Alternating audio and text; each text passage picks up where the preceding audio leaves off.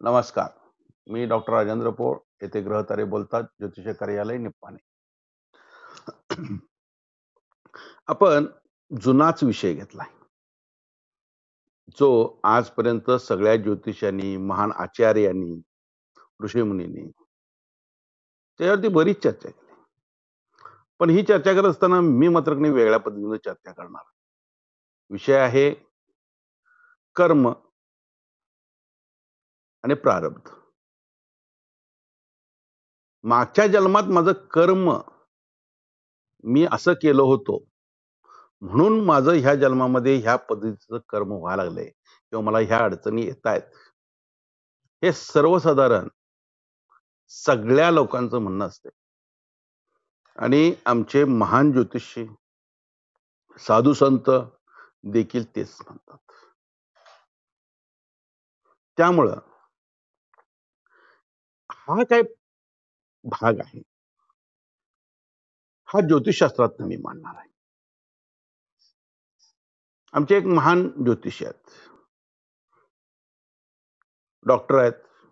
ते म्हणतात की कृष्णाच्या वेळेला तुम्ही हे होता, शिवाजी महाराजांच्या सैन्यामध्ये तुम्ही हे होता, ते होता, तुम्ही म्हणजे तुमच्या 50 जन्माच्या आधी असं होतं, तसं होतं. हे त्यांनी मांडतात. हे कुठल्या आधारे? एकाला तर त्यांनी म्हणतात की तू कृष्णाची गोपीच होती. काय वाटेल ते त्यांनी म्हणून दिलेलं आहे. मला त्याच्यावर ती फार भाष्य करायचं नाहीये. प्रारब्ध आहे. हे प्रारब्ध म्हणजे नशीब. मग हे नशीब या जन्माच्या जन्मलग्न कुंडलीमध्ये तयार झालेलं नशीब. तुमच्या नशिबामध्ये ज्या ज्या गोष्टी ठरल्या, होणाऱ्या गोष्टी ठरल्या, ह्या जन्म वेळेला आलेल्या क्षणाला ठरल्या. त्याच्यामध्ये तुम्हाला बदल होतो. कधी होतो? एखादी गोष्ट नशिबात आहे पण ती मिळत नाही. मग यासाठी आपण काय करतो? प्रयत्न करतो आणि त्या अडचणीसाठी आपण प्रयत्न करतो आणि ह्या अडचणी आपल्याला येतात. ह्या 3 प्रकारच्या अडचणी येतात. एक दैवी योग म्हणजे देवाकडनं येणारा योग. 2 नंबरला येतो तो पितरांकडनं येणारा योग आणि 3 नंबरला येतो तो भूताकेताकडनं येणारा योग. ज्या वेळेला आम्ही या पद्धतीने विचारणी करतो त्यावेळेला आम्ही काही गोष्टी पहिल्यांदा पत्रिकेत कशा पद्धतीनं येतात याचा विचार केला पाहिजे. एखाद्याच्या पत्रिकेमध्ये खूप चांगल्या पद्धतीचा योग आहे पण त्याला एखादी गोष्ट मिळत नाही.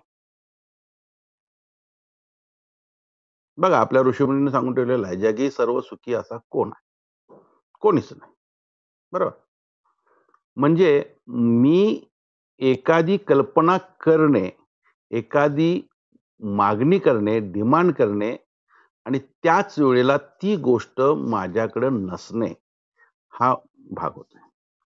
माझ्याकडे असलेल्या गोष्टीची मागणी मी करतच नाही. मी मागणी कोणती करतोय? जी गोष्ट माझ्याकडे नाही आहे ती करतोय. आणि तिथंच आपल्याला दुःख होतंय. किंवा एखादी गोष्ट आपल्याकडे होती आणि ती गोष्ट आपल्या हातनं निसटली आहे. मग ती मला पुन्हा पाहिजे म्हणून ही अपेक्षा करतोय आणि त्याच्यासाठी काय करतोय? झाजा करतोय पण ती गोष्ट आपल्याला मिळत नाही. त्या वेगवेगळ्या गोष्टी आपल्याला यासाठी झाल्या. आता प्रारब्धामध्ये जी गोष्ट लिहिली गेली म्हणजे जन्म लग्न कुंडलीमध्ये ज्या पद्धतीनं ती गोष्ट लिहिली गेली आणि प्रारब्धाच्या प्रमाणे भोग भोगण्याची जी तुम्हाला घालून दिलेली एक रेषा दिली गेली ती काय झाली? फिक्स झाली. याच्यामध्ये जुन्या काळामध्ये म्हणजे तुमच्या पूर्वीच्या जन्मामध्ये, म्हणजे 1, 2, 3, 4 असं. मग हा जन्म तरी कोणाचा आणि कुठल्या पिढीतला, हा देखील महत्वाचा आहे. कारण जन्म किती पिढ्या मागे जाऊन तो आत्माग्नी घेतोय, याचाही आपल्याला विचार केला पाहिजे. एक आत्मा आहे, तो आत्मा एका ठराविक घराण्यामध्ये जन्माला आला आहे आणि तो आत्मा तिसऱ्या ठिकाणी जाणार नाही होतो. जाईल का? त्या तिसऱ्या घराण्यात जाणार नाही. का जाणार नाही? तर एक लक्षात घ्या, प्रत्येक मनुष्य हा 8 दैव घेऊन जन्माला आलाय आणि त्याच्यामध्ये 2 घराणे आलेत, एक वडिलांचं आणि एक आईचं. या 2 घराण्यामधल्या व्यक्तींच्या खेरीज तो दुसरीकडे जन्म घेणार नाही. कारण राहू कुंडलीमध्ये राहू रवी किंवा राहू बरोबर असलेले ग्रह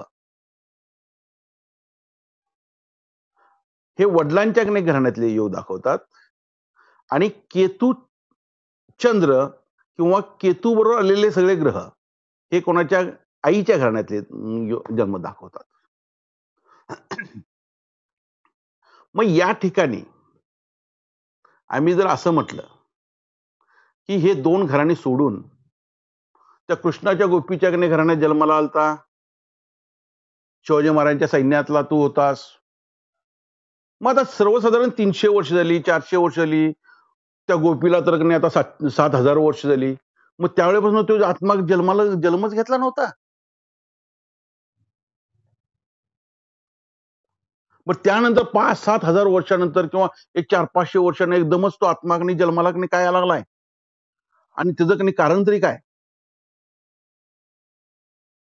मग या गोष्टीला इथं कुठंतरी ज्योतिषाने विचार केला पाहिजे आणि त्याचबरोबर आमचे जे लेक्चर देणार जे साधू संत आहेत त्यांनी विचार केला पाहिजे. आमच्यामध्ये 2 कथा सांगितल्या जातात आणि ह्या कथा म्हणजे कुठल्या? एक भीष्माची सांगितल्या जात्या आणि एक धृतराष्ट्राची सांगितल्या जात्या.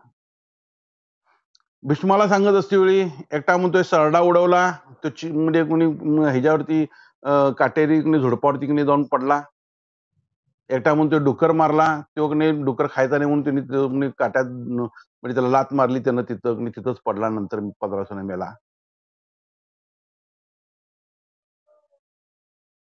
दुसरं उदाहरण धृतराष्ट्राचं. तो म्हणतोय माझी 100 मुलं, मुलांची मुलं सगळी एकत्र काय मिली. तू कुठं तू म्हणे 50 पिढ्या मागे तू काय म्हणतास? पारधी होतास आणि त्यावेळेला तू त्या सगळ्या झाडालाच आग लावला होतास म्हणून ती सगळीच मेली. तशी तुझी आता पोरं सगळीच मेली.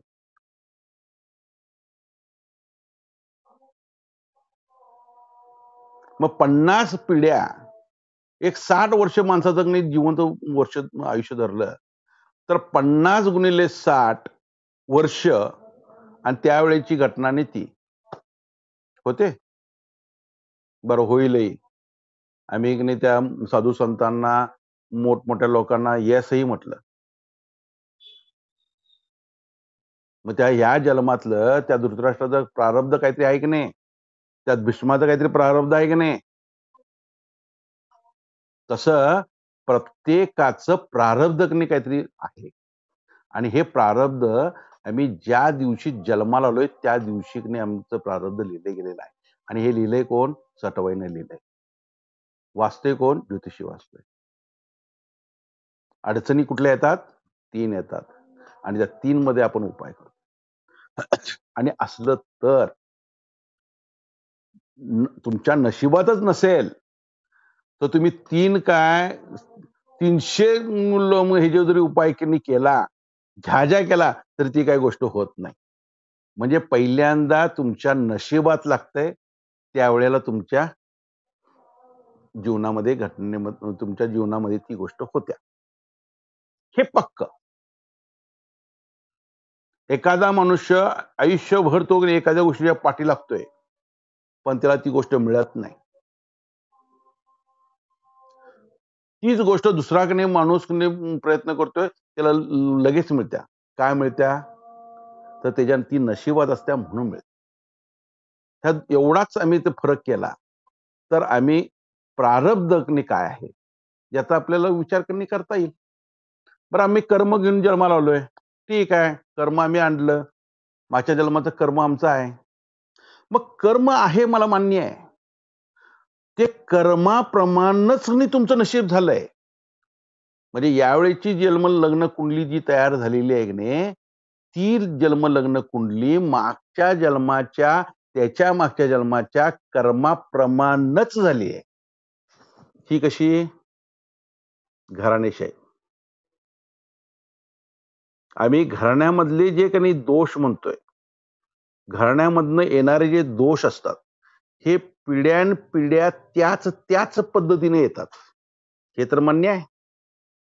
जर तेच दोष पुन्हा पुन्हा येत असतील, तर तो मागच्या वेळेचा यावेळेस आत्मा तो देखील त्याच पद्धतीचे कर्म घेऊन जन्माला येणार आहे.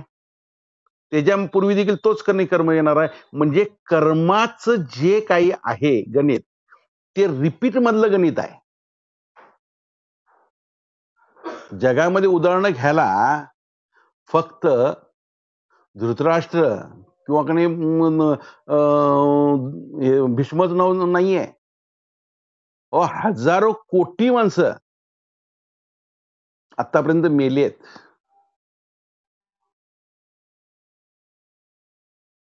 ह्या जगामध्ये एवढी माणसं आहेत, एवढे आत्मे आहेत की आता माणसं जर आपण काउंट केली तर किती आहेत? भारतामधली किती आहेत? बरं, भारतामधल्या लोकांना आत्मा आहे आणि त्यांना कर्म आहे आणि प्रारब्ध आहे आणि बाहेरच्या देशामधल्या लोकांना प्रारब्ध नाहीये, असं म्हणून कसं चालेल? असं काही म्हणता येणार नाही आणि असं म्हणू शकत नाही आपण. मग आम्ही आज जे आमचं प्रारब्ध आहे, हे प्रारब्ध कुठं तटा लागलंय?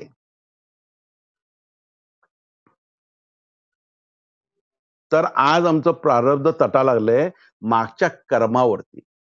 मग मागचं कर्म आम्ही इथं काउंट कसं करायचं? हा पहिला प्रश्न आला. मागं मी पाप काय केलोय आणि हे पाप इथं कसं फेडा लागलंय? याचं गणित असंच आपल्याला निघणार नाहीये, लक्षात ठेवा. याचं गणित असं निघणार नाही. कोणतीही गोष्ट त्या घराण्यामध्ये पुन्हा पुन्हा रिपीट होते. काय होते? पुन्हा पुन्हा रिपीट होते आणि ही रिपीट झालेली गोष्ट तिथं दिसते. म्हणजे त्या व्यक्तीच्या पत्रिकेमध्ये ती दिसते, त्याच्या प्रारब्धामध्ये ती दिसते. आपल्याला उदाहरण सगळी घेता येतील. सगळी म्हणजे सगळी घेता येतील. असं कुठलं उदाहरण घेता येणार नाही, असं काही होणार नाहीये त्याच्यामध्ये. आणि हे उदाहरण घेत असते वेळी आपण त्याच पद्धतीनं त्याची उत्तरही देऊ शकतोय, हे लक्षात ठेवा. एखादी व्यक्ती आहे, त्याचं आणि त्याच्या वडिलांबरोबर पटत नाहीये, हा भाग आम्ही जर बघितला तर त्याच्या मागं त्याच्या वडिलांचाही जमत नव्हतं, त्याच्या वडिलांचं आणि त्याच्या वडिलांचाही जमत नव्हतं. म्हणजे हा काय आला? हा त्या घराण्यातला बाप मुलाचा स्वभाव न पटणे, मत न पटणे, हा योग आला. आणि हा योग प्रत्येक पिढीला येतोय. म्हणजे हा योग पितर बाधीतून येतोय. बरोबर आहे? काही घराण्यामध्ये दुसऱ्यापासून होणारी मुलं आहेत. म्हणजे बाप एक असतोय आणि मुलं तिसऱ्यापासूनच होतात आणि ही गोष्ट त्या घराण्यात माहीत असते आणि ती प्रत्येक पिढीला ही चाल तशीच पडते. मग तशीच ती इथं दिसते. म्हणून आपल्या म्हणजे ज्योतिषशास्त्रामध्ये दशमेश म्हणजे बाप केलेला नाहीये किंवा रवी म्हणजे बाप केलेला नाहीये, तर रवीचा नवमेश म्हणजे बाप केलेला आहे आणि तो जो जिथं पडतोय तिथं ते गणित आहे. आणि हा खरोखर ओरिजिनल बापाचा आहे की दुसऱ्याचा आहे, हे गणित फार मोठं गणित आहे. आणि हे गणित मी माझ्या विद्यार्थ्यांना शिकवणार आहे. कारण ज्यावेळेला आपण पत्रिका बघतोय, त्यावेळेला पहिलं गणित तेच असतंय, की हा ओरिजिनल बापाचा आहे, की दुसरा कुठला आहे? म्हणून आपल्या मराठीमध्ये एक म्हण आहे, "अरे हे काय वावरातला आहे काय?" म्हणून म्हणतात. आणि हे शब्द आता पुणेरी, मुंबई या लोकांना ज्योतिषांना खूप कमी माहीत आहेत. खेड्यातली जी आमची विद्यार्थी आहेत, त्यांना बरोबर समजणार आहे ते. मग ह्या घटना ज्या आहेत, या घटना कशा होतात, का होतात, याचाही विचार आपल्याला होतोय. एखादा मनुष्य असतोय. जन्माला येतानाच तोंड सोन्याचा चमचा तोंडात घेऊन येतोय. मरेपर्यंत तसाच राहतोय. पण त्याची खंत तिसरीच असत्या. आणि ती खंत कशी असत्या, काय असत्या, ही त्याच्या पत्रिकेमध्ये लिहिलेली असत्या. आणि त्याच्याप्रमाणे त्याचं प्रारब्ध चालू असतंय. आणि तो भोग तिथं भोगत असतोय. प्रत्येकाला एकच समस्या यावी, हा काही नियम नाही. किंवा त्या समस्येमध्ये प्रत्येक वेळेला एकसारखाच बदल व्हावा, असाही काही नियम नाही. तो त्या ग्रहमानाच्या, त्याच्या प्रारब्धातल्या असलेल्या ग्रहमानाच्या आणि चलित ग्रहमानाच्या योगातून होणाऱ्या ह्या सगळ्या घटना आहेत. मनुष्याला सगळं एकच पाहिजे असतंय आणि एकत्र पाहिजे असतंय आणि लगेच पाहिजे असतंय. पण जोपर्यंत ग्रहमानाचा योग येत नाही, ग्रहमानाचा योग येऊन जोपर्यंत त्याच्या नशिबात ती गोष्ट येत नाही, तोपर्यंत ती गोष्ट होत नाही. नाही म्हणजे नाही. आणि याच्यासाठी ह्या 3 मी मगाशी सांगितलेल्या ज्या गोष्टी आहेत, त्या गोष्टी महत्वाच्या होतात. आता पुनर्जन्म आहे. पुनर्जन्म आहे. पण पुनर्जन्मामध्ये आपल्याला असं काय आठवतंय का, की गेल्या जन्मात मी अमुक होतो आणि माझ्याकडे त्या माणसाबरोबर माझे मारामाऱ्या झाल्यात, भांडणं झाल्यात, हे झालंय, ते झालंय, असं आठवतंय? नाही आठवत. समजा आम्ही एकाच घराण्यामध्ये जन्माला यायला लावलोय. ह्याही जन्मामध्ये कोणाबरोबर तरी भांडणं होतील, मारामाऱ्या होतील. त्याच्या मागच्या मध्ये देखील होतील. आणि त्यावेळेला एखाद्यानं त्याचा त्याला संपवलं देखील असेल. त्या भांडणात. मग ती घटना समोर येते का? येत नाही. येत नाही. लक्षात ठेवा. पण पत्रिकेमध्ये मात्र ती घटना लपलेली असते. आपण लगेच ज्योतिषी म्हणतोय, तुमच्या घराण्यामध्ये कोणाचा मर्डर झाला होता का? म्हणजे मर्डर झालाय, खून झालाय, ही गोष्ट पत्रिकेमध्ये दिसते. पण त्या व्यक्तीचीच झाली आहे किंवा हे झाले असं नाही दिसत. मग त्याला ज्योतिषांना म्हणायला पाहिजे होतं, की तुमची 4 पिढ्या आधी मर्डर झाली आहे आणि मग तुम्ही आता परत जन्माला आलाय. असं नाही होत कधी. असं कधीच होत नाही. हां, ते होईल. डॉक्टर साहेबांच्या म्हणण्याप्रमाणे होईल ते. मी नव्हे, पुण्याचे डॉक्टर आहेत ते आमचे. त्यांच्या म्हणण्याप्रमाणे होईल. मग त्यातनं तिसरंच काहीतरी त्यांनी सांगतील. मग हा जो काही विषय आहे, तो कुठपर्यंत हे म्हणजे एक मर्यादित राहतोय. तर तो विषय आपल्याला एखाद्या ठिकाणी आपण जातोय. एखाद्या प्रेक्षणीय ठिकाणी जातोय, नाहीतर एखाद्या गावात जातोय, नाहीतर एखाद्या मंदिरात जातोय, नाहीतर एखाद्या तळाला जातोय आणि त्यावेळेला आपल्याला वाटतंय, मी या जन्मामध्ये नाही, पण मी पूर्वी कधीतरी ह्या ठिकाणी येऊन गेलोय. मी पूर्वी कधीतरी येऊन गेलोय. मग या जन्मात मी नाही झालो. मग मागच्या जन्मातली ती गोष्ट मात्र आठवली. मग ही का आठवली? तर त्याला कारण मन आणि अंतर्मन झालं. मन आहे. आपल्या शरीराचं मन आहे. आणि याची ताकद कोणाकडे आहे? चंद्राकडे आहे. आणि आपल्या शरीरामध्ये एक नाही अंतर्मन आहे, म्हणजे आत्म्याचं मन आहे. आणि त्याची ताकद कोणाकडे आहे? हर्षलकडे आहे. आज ज्योतिषी आमचा हर्षल, नेपच्यून, प्लुटो याचा विचारच करत नाही. तीर ताऱ्यांचा विचारच करत नाही. ही पहिली गोष्ट. हर्षल प्रमाणकने ती गोष्ट तिथं आली.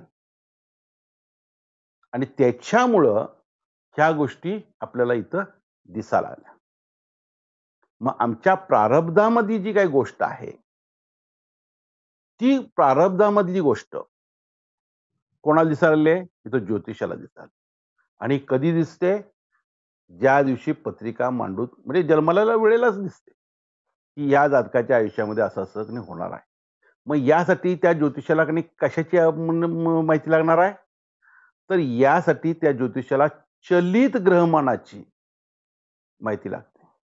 आणि चलित ग्रहमान कसं फिरवायचं असतंय, काल कसा काढायचा असतोय, 99.9 ज्योतिषांना माहिती नाहीये.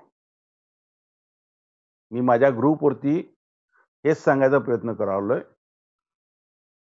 आम्ही म्हणजे शहाणे नाहीये, ही पहिली गोष्ट. मला कोण शहाणं म्हणत नाही, ती बी तितकीच गोष्ट. पण ही गोष्ट मला जाणवायला लागली, म्हणून मी ही प्रकर्षानं मांडायला लागलोय. काळ हा एक अशी गोष्ट आहे, की ती काळ सगळ्याला बदलू शकते, पण काळाला उचलून ठेवता येत नाही. आणि आपल्याला गडबड झालेली असते उचलून ठेवायची. त्याच्यामुळे सगळा गोंधळ झालेला आहे. आणि जर का तुमच्या नशिबात एखादी गोष्ट नसेल, तुमच्या प्रारब्धामध्ये नसेल, तुमच्या कर्मामध्ये नव्हे, तर ती प्रारब्धामधली गोष्ट नसलेली गोष्ट मिळत नाही तुम्हाला. आता एक गंमत सांगतो तुम्हाला. एक योग असतो आहे. त्या योगाचा जरासा त्याला स्टडी करा. म्हणजे तुमच्या गोष्ट लक्षात येईल. चतुर्थामध्ये मंगळ असतोय. चतुस्थानामध्ये मंगळ असतोय. आणि ह्या चतुर्थातला मंगळ त्या म्हणजे कोणत्याही नक्षत्रात जातकाला जमीन देतोय. म्हणजे त्याच्या नावावरती जमीन असते.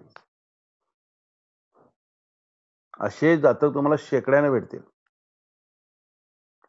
स्त्री असो पुरुष असो, त्याच्या नावावर जमीन असत्या, पण त्या जमिनीचा त्याला उपभोग घेता येत नाही एक घटना घडल्याशिवाय.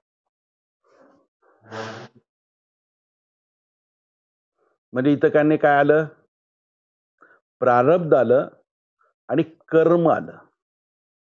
मग प्रारब्ध कुठलं आणि कर्म कुठलं याचाही आपल्याला दोन्ही बाजूने विचार केला पाहिजे.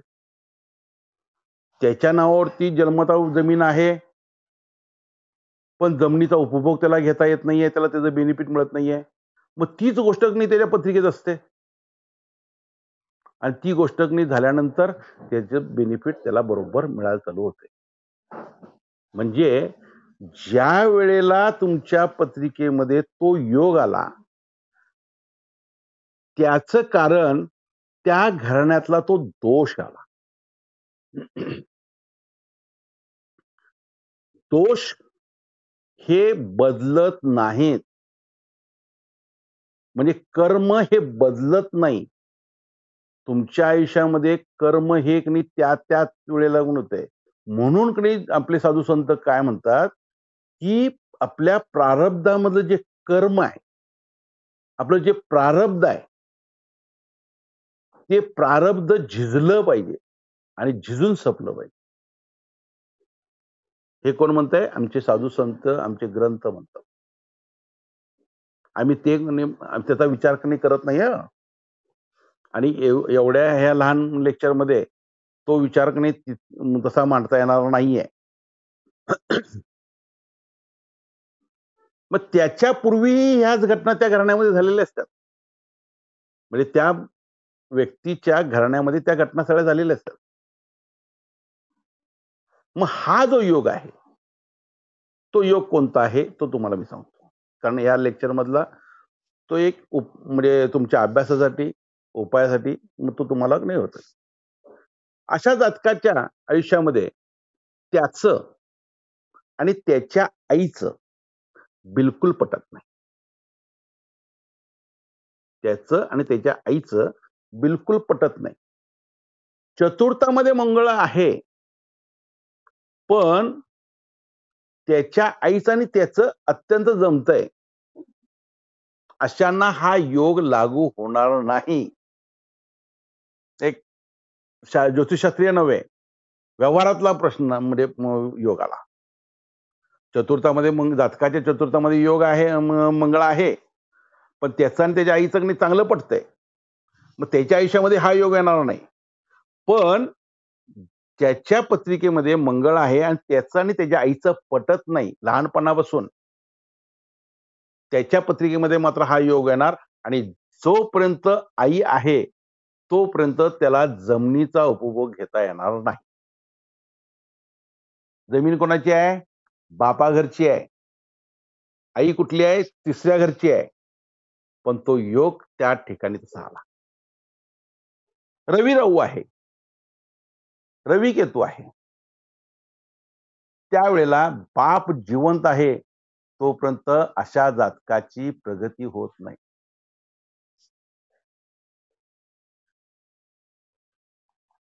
शनी रवी आहे. त्यावेळेला मात्र हा योग येत नाही. त्यावेळेला त्या जातकाचं आणि त्याच्या वडिलांचं मत भिन्नता असते. मतभिन्नता. पण त्याची प्रगती मात्र होते. हे मी तुम्हाला एक 2-3च योग सांगितले की जे योग आहेत. मग प्रारब्धामधले हे महत्वाचे योग झाले. आज आमचा ज्योतिष शिकणे काय करायलाय? त्याचा नवमेश, त्याचा उपनक्षत्र स्वामी, त्याचा उपनक्षत्र स्वामी. सूक्ष्मदशा, अंतरदशा, महादशा.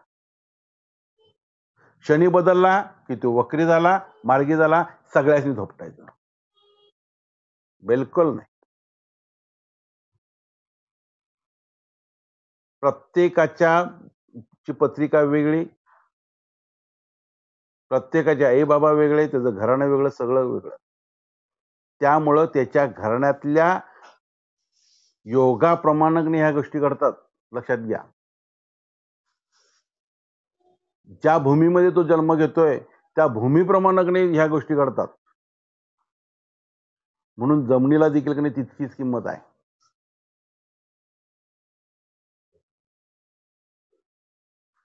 ज्या पद्धतीनं आम्ही विचार करालोय कर्माचा, मी मागच्या जन्मात कुठलं पाप केलतो, कुठलं पाप केलतो, जे पाप ह्या जन्मामध्ये आम्ही करालोय तेच पाप आमच्या बाबाने केलता आणि तेच पाप आमच्या आज्याने केलता आणि तेच पाप आमच्या म्हणजे खापर पंचाने केलता. म्हणजे इकडनं म्हणजे वडिलांकडनं असेल ना तर आईकडनं असेल. 2च घराणे. तिसरं घराणं नाही. मग तिसरं घराणं आलं तर मग तिसराकडे कोणतरी इथं आला, लक्षात ठेवायचं. त्यामुळं आम्ही कुठलं पाप केलंय आणि ते फार मोठं पाप केलंय हे तुमच्या जन्म लग्न पत्रिकेमध्ये शोधा. तिथं असते बरोबर. आणि त्याप्रमाणे ती योग आलेले असतात. आणि जी गोष्ट त्याला पाहिजे असत्या तीच गोष्ट त्याला मिळत नाही.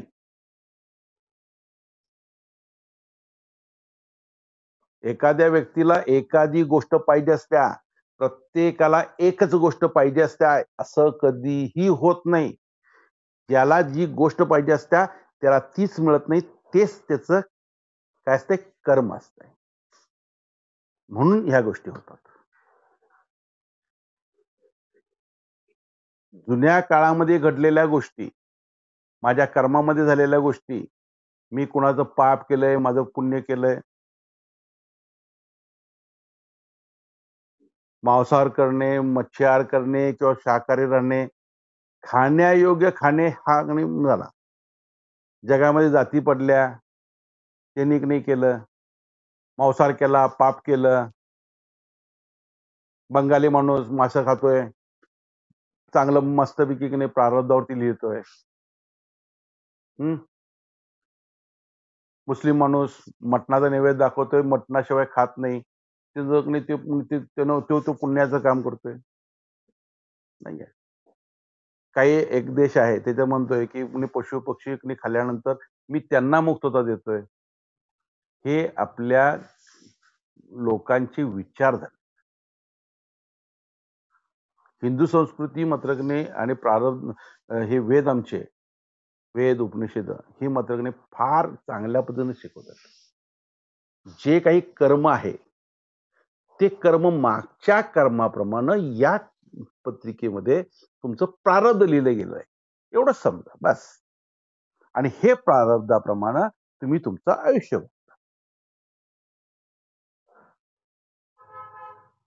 तुम्ही मागच्या जन्म आता ह्या जन्मामध्ये तुम्ही पुण्य केला. पुण्य म्हणजे काय? तुमच्याकडे असलेल्या ह्याच्यापैकी काहीतरी गोष्टी तुम्ही त्या माणसाला दुसऱ्याला मदत केला. आज आमच्याकडे पुण्य करालेत. एखाद्या गरीब माणसाला काहीतरी देतीवेळी देतायत. त्याला चांगला फोटो काढून व्हायरल करतात. त्याला पुण्य म्हणत नाहीत. आमच्या शास्त्रामध्ये पुण्य कशाला म्हटलंय? उजव्या हाताने केलेल्या दानाला दान हे डाव्या हातात सुद्धा समजता का म्हणे हे म्हटलंय. त्यामुळं जे काही पुण्य करतोय ते पुण्य कशाला म्हणायचं आणि काय म्हणायचं हे देखील तितकंच आहे. पूजा करतोय, पूजा पाठ करतोय, पूजा पाठ देवाची करतोय, नजर मात्र नैवेद्यावरती असतोय, दक्षिणेवरती असतोय. याला देखील त्याचं कर्मच म्हणायचं. आणि तो कर्म का ते प्रारब्धामध्ये आलंय म्हणून कर्म.